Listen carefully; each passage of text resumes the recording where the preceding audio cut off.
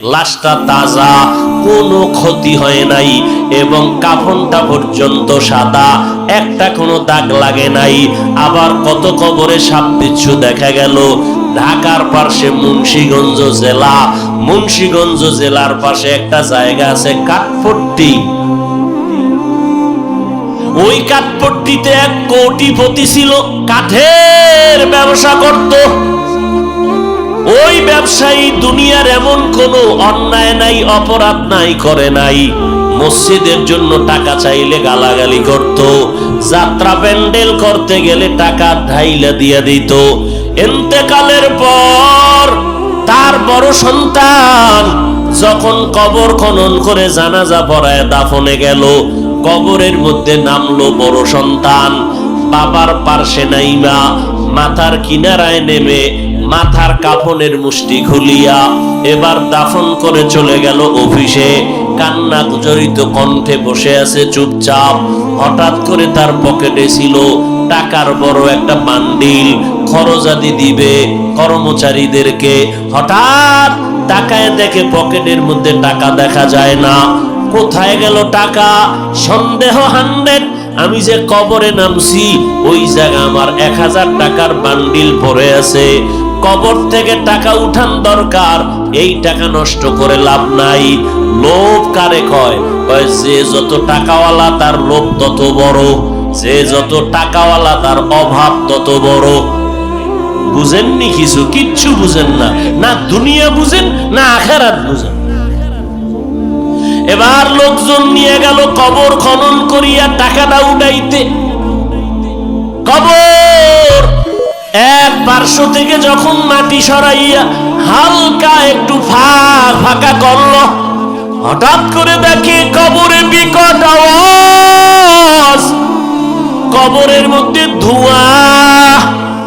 চিল্লাইয়া সবাই দৌড়ায় গেল। এবার আলেম ডাইকে আনছে, ওলামায়ে কেরাম আইসা দোয়া পড়লো, ধোঁয়াটা কমলো। এবার নজর করে দেখে ওই নাফরমান গুনাহগারের জিহ্বাটা নাভি পর্যন্ত টেনে নামানো। ছেলে কান্না করে বেহুশ হয়ে গেল। আমার আল্লাহ দুনিয়াতেই দেখায় দেয়। 2013 সালে আমি হজে গেছি, তার আগের সাল কত? 2012 সালে আমার উস্তাদ মাদানীনগর মাদ্রাসায় পড়ায় এখনো। হুজুর হজের থেকে আইসা 13 সালে বললেন, ও বাবা, আমাদের কাফেলায় যখন হজে গেলাম, ঢাকার জমিনের একটা বড় লোক সন্তান নিয়ে হজে রওয়ানা। এয়ারপোর্টে ঢুইকা আমরা সবাই এহরামের কাপড় পরে ফেললাম। ওই বড় লোকটাও বলল, কিন্তু কেমন কেমন ভাব। বিমানের মধ্যে উঠছি, এহরামের কাপড় পরার পর আওয়াজ হবে লাব্বাইকের আওয়াজ, তালবিয়া পড়তে থাকবো সবাই।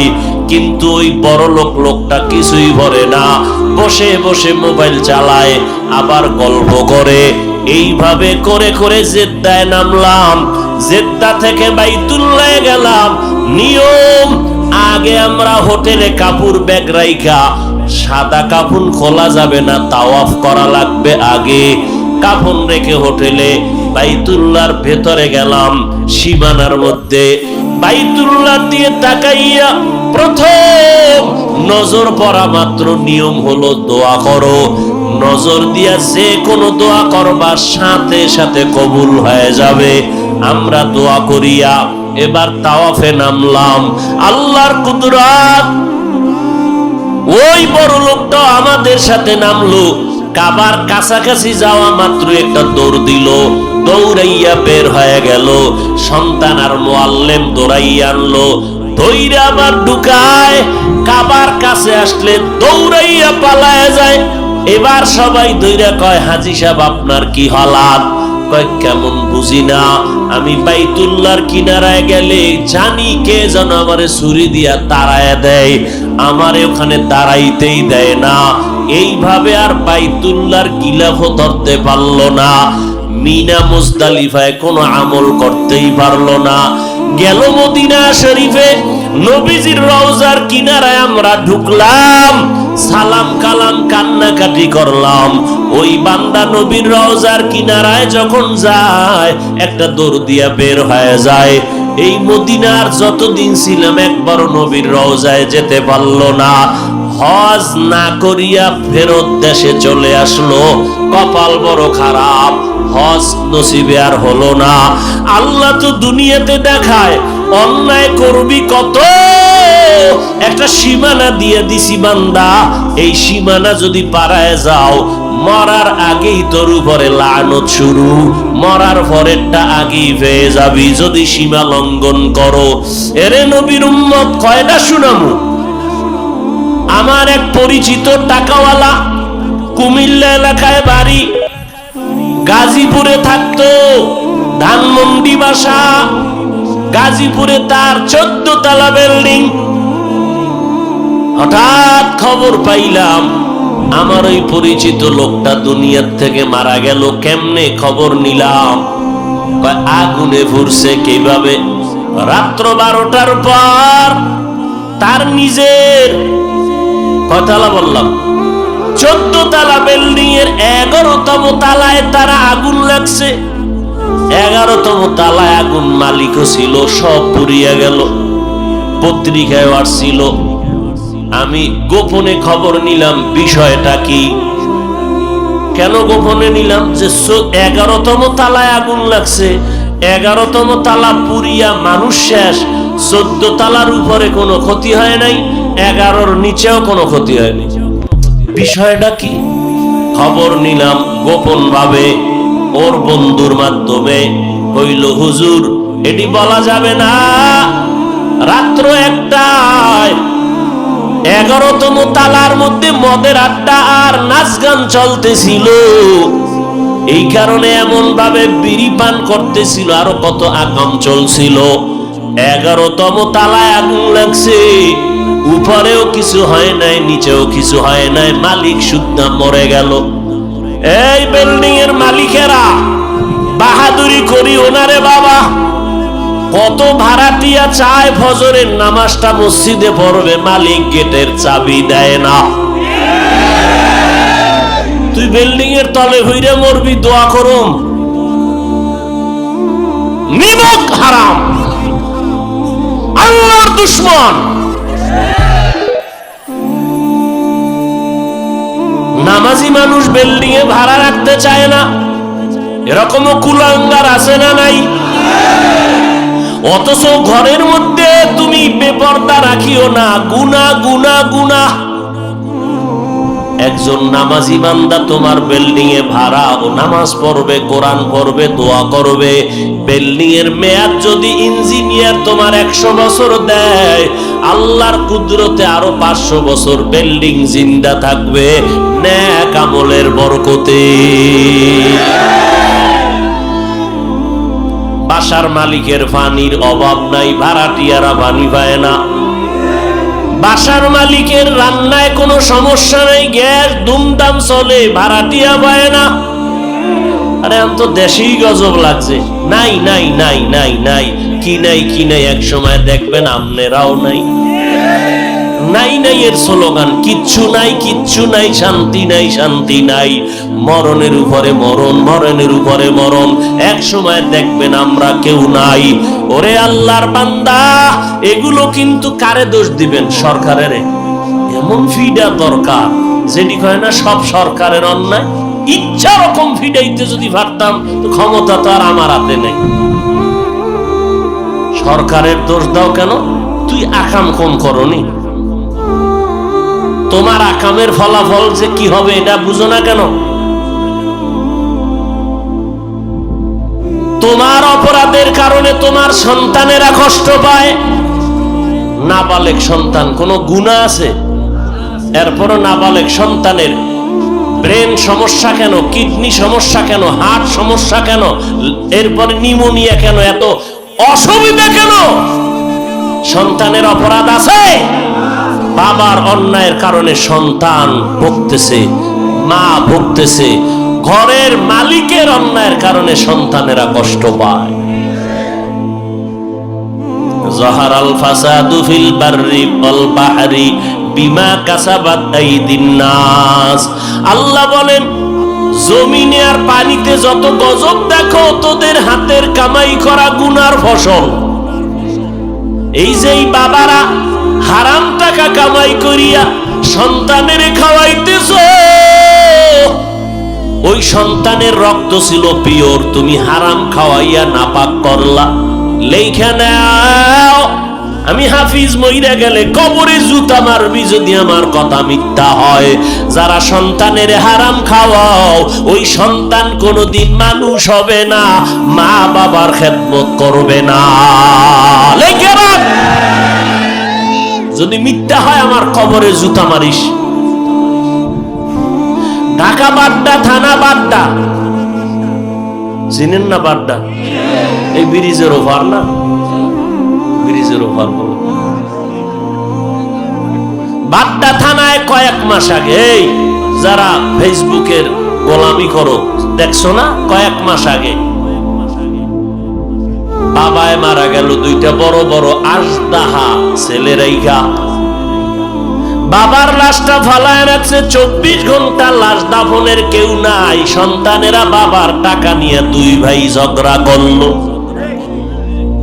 এমন কুলাঙ্গার জন্ম দিয়া কি লাভ, আর এমন কুলাঙ্গার সন্তানের বাবা দাবি করে কি লাভ? এই জন্য আম্মা জানদের বলবো, আসেনি মায়েরা? হ্যাঁ, এরে আম্মা জান, আল্লাহ তাআলা আপনাদের এত সম্মান দান করেছেন। আপনারা নবীদের মা, সাহাবায়ে কেরামের মা, আউলিয়ায়ে কেরামের মা, বড় বড় বড় বড় আদর্শ সন্তানের মা। আপনারা খাদিজা রাদিয়াল্লাহু আনহার মতো নারী, ফাতেমা রাদিয়াল্লাহু আনহার মতো নারী, আয়েশা রাদিয়াল্লাহু আনহার মতো নারী। এরে আম্মা জান, এত সম্মান আল্লাহ দান করেছেন, মনে কি চায় না একটা ভালো সন্তানের মা হইয়া কবরে যাবেন? সন্তানের ডাক্তার বানাবেন, তবে দাবি এতটুকু, বেয়াদব বানাবেন না। সন্তানের ইঞ্জিনিয়ার বানাবেন, তবে বেয়াদব বানাবেন না। আম্মা জান বলতে পারেন, হুজুর আমি মার দোষ কি? সন্তান তো উল্টা পাল্টা পথে চলে, আমি মাকে তো মানে না, আমি মায়ের খেদমত করে না। আম্মা জান, ইমাম গজালি বিশ্ববরেণ্য দার্শনিক, তিনি বলেন প্রত্যেকটা সন্তানের জন্য মা হইল তার প্রাথমিক শিক্ষিকা। আব্বাকে বলে না কেন? সন্তান বাবার তুলনায় মাকে ফলো করে বেশি, সন্তান বাবার তুলনায় মায়ের কাছে সময় কাটায়, এই জন্য মায়ের ভূমিকা থাকতে হবে বেশি। আম্মা জান, মদিনার নবী বলেন, দুনিয়া কুল্লুহা মাতা, আখাইরু মাতা'আদ দুনিয়া আল ইমরাআতুস সালিহা।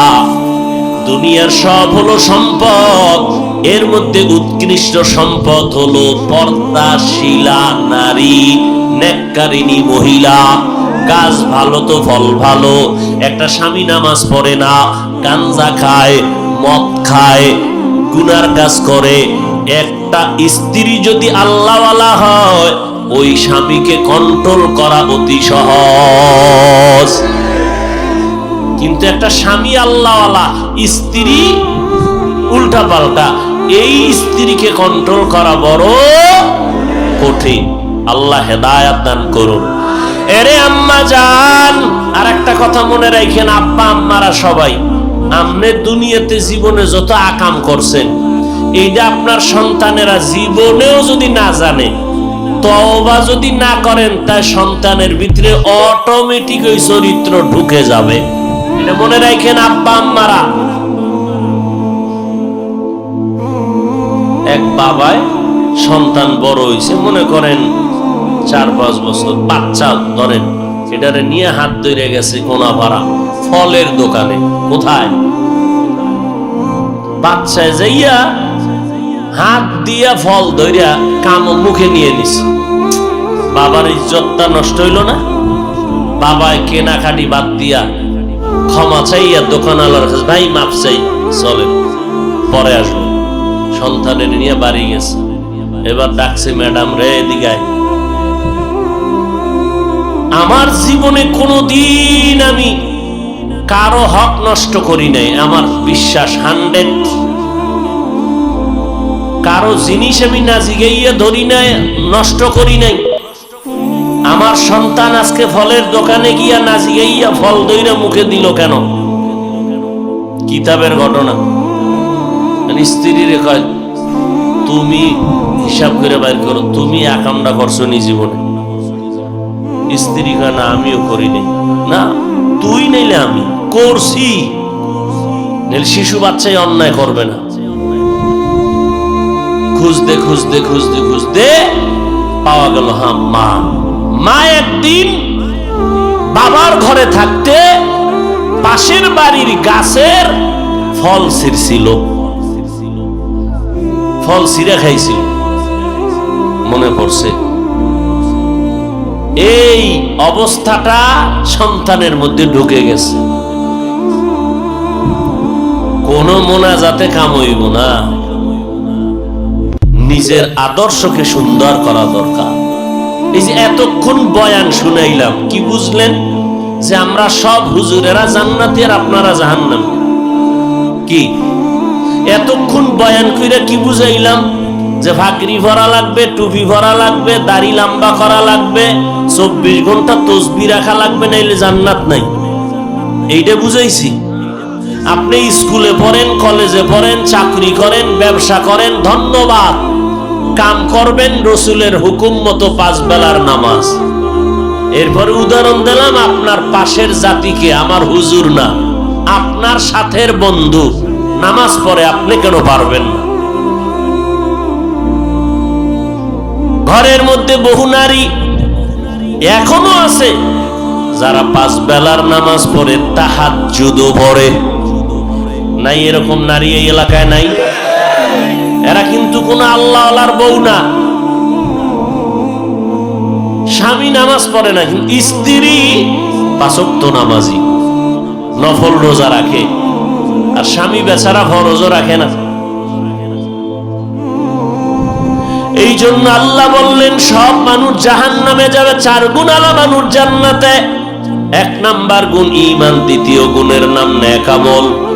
মাত্র 2টা, ঈমানও আছে আমলও করতেছেন, জান্নাত রেডি না আরো 2টা বাকি? অন্যকে দাওয়াত দাও, যারা মানে না তাদেরকে অন্যায় করলে বাধা প্রদান করো। নিজে গান শুনি না এতটুকু হবে না, যারা গান শুনে গান বন্ধ করো।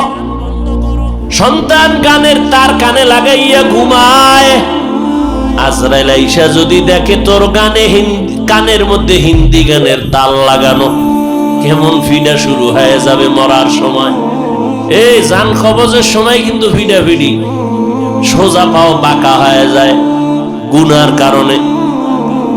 এরে আল্লাহর বান্দা, কয়দিন আর বাহাদুরি করবা? কই আমি বড় বক্তা, তুমি শ্রোতা, তুমি বড় ডাক্তার, আমি রুগী। এই বাহাদুরি আজরাইল আসা পর্যন্ত ঠিক আছে। আজরাইল আইসা যখন টান দিবে, সাদা কাফনে যেদিন ঢুকবো, ওই দিন সবার বাহাদুরি বন্ধ। আমার কাফনে কি লেখা থাকবে? বড় হুজুরের লাশ। কি কে ধনী, কে গরিব, কে ইঞ্জিনিয়ার, কে মূর্খ, কোনো ভেদাভেদ নাই, সব লাশ সমান। কাফন 3টা, ডাক্তারের কাফনটা একটু কালার আলাদা, রিক্সা ড্রাইভারের কাফনের কালার যেমন, কোটিপতির কাফনের কালারও তেমন। তার কবরটা যেই পরিমাণ, ধনী লোকের কবরও সেই পরিমাণ। ধনী মানুষের 1 টাকার গরমে একটা কাফন বাড়াইয়াও দিবে না, রিক্সা ড্রাইভারের গরিব হওয়ার কারণে একটা কাফন কমাইয়াও কেউ দিবে না। 3টা। কথা ঠিক নি? কিসের বাহাদুরি করেন? এইবার কবরে শোয়াইয়া যখন চলে যাবেন, আমার এখন কবরে ডানে বামে সামনে পেছনে মাটি, কেউ নাই, আমি এখন একা।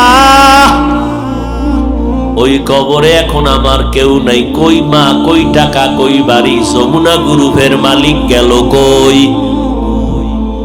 কই গেল যমুনার মালিক?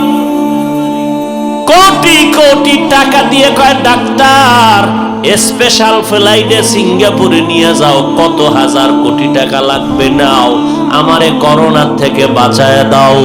করোনায় বাঁচাইতে পারে নাই। আজ যমুনার টাকা পয়সার অভাব নাই, মালিকটা খালি হাতে কবরে চলে গেল। কিসের বাহাদুরি করো রে বাবা? আল্লাহর কাছে মাথা নত করো, তওবা করো। আল্লাহ, আমি ব্যবসা করি, চাকরি করি, লেখাপড়া করি, তাতে সমস্যা নাই, কিন্তু নামাজ আজকে থেকে আর বাদ দেওয়া যাবে না। নবীর তরিকার বাইরে চলা যাবে না। মা বাবার সাথে বেয়াদবি করা যাবে না। ওলামায়ে কেরামের পরামর্শ নিয়ে আমল করব। দেশ ও জাতির বিরুদ্ধে কোনো ষড়যন্ত্র করব না, কারো হক নষ্ট করব না, মিথ্যা বলবো না, কাউকে গালি দিব না। আল্লাহর মোহাব্বত নিয়ে চলবো, 5 বেলার নামাজ পড়বো, মা বাবার খেদমত করব, নবীর তরিকায় চলবো, সুন্নাত অনুযায়ী আমল করব, ওলামায়ে কেরামের পরামর্শ নিয়ে চলবো। আর কোনোদিন নবীর তরিকার বাহিরে যাব না, 1 বেলার নামাজও বন্ধ করব না। তওবা করার যদি নিয়ত হয়, মনে মনে আমার আল্লাহকে বলো, হে মালিক, এই ময়দানে আমার মতো গুনাহগার কেউ নাই। আয় আল্লাহ, আজকে তওবার নিয়ত করে ফেললাম, সামনে 1 বেলার নামাজও বন্ধ রাখবো না, আর কোনোদিন অন্যের হক নষ্ট করব না, গীবত শিকায়াত মিথ্যা গালাগালি করে জবানটাকে নাপাক করব না, মা বাবার সাথে বেয়াদবি করিয়া অন্যায় করিয়া বরদোয়া নিব না। ওলামায়ে কেরামের পরামর্শ নিয়ে চলবো, নবীর তরিকায় চলবো, দেশ জাতির বিরুদ্ধে কোনো ষড়যন্ত্র করব না। তওবা করার যদি নিয়ত হয়, খাঁটি নিয়ত থাকলে 2টো হাত আমার আল্লাহকে দেখাইয়া দেন।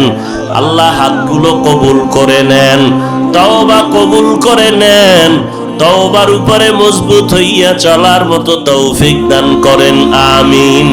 আলহামদুলিল্লাহি রাব্বিল আলামিন, ওয়াসসালাতু ওয়াসসালামু আলা সাইয়্যিদিল আমবিয়াই ওয়াল মুরসালিন ওয়া আলা আলিহি ওয়া আসহাবিহি আজমাইন।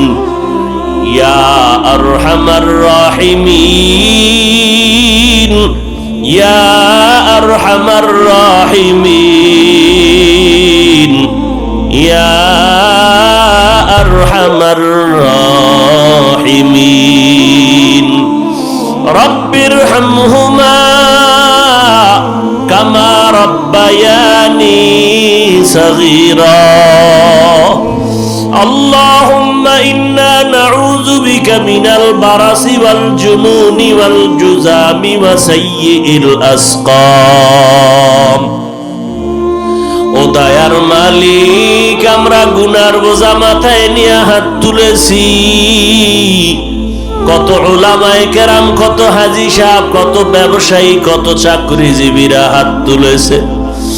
আমার কলিজার কত যুবক, কত ছাত্র ভাই, পর্দার আড়ালে কত মা বোনেরা হাত তুলেছে। দুনিয়াতে যেদিন আসছিলাম, কত পবিত্র মা বাবা কত আদর করেছিলেন। সেই পবিত্র জীবনটা শয়তানের ধোঁকায় পড়ে গুনার কারণে নাপাক করে ফেলেছে। এই ময়দানের কেউ জানে না আমি কত বড় গুনাহগার। আমার আব্বা আম্মা, ভাই বোন, আমার সন্তান, আমার স্ত্রী জানে না জীবনে কত অন্যায় করেছি। ও আল্লাহ, আপনি জানেন গুনাহ করিয়া হাতটারে নাপাক বানাইয়া ফেলাইছি। গুনার দিয়ে তাকায় দেখি গুনার কারণে আমার চোখ 2টা নাপাক, গুনার কারণে আমার জিহ্বা নাপাক, আমার অন্তর নাপাক।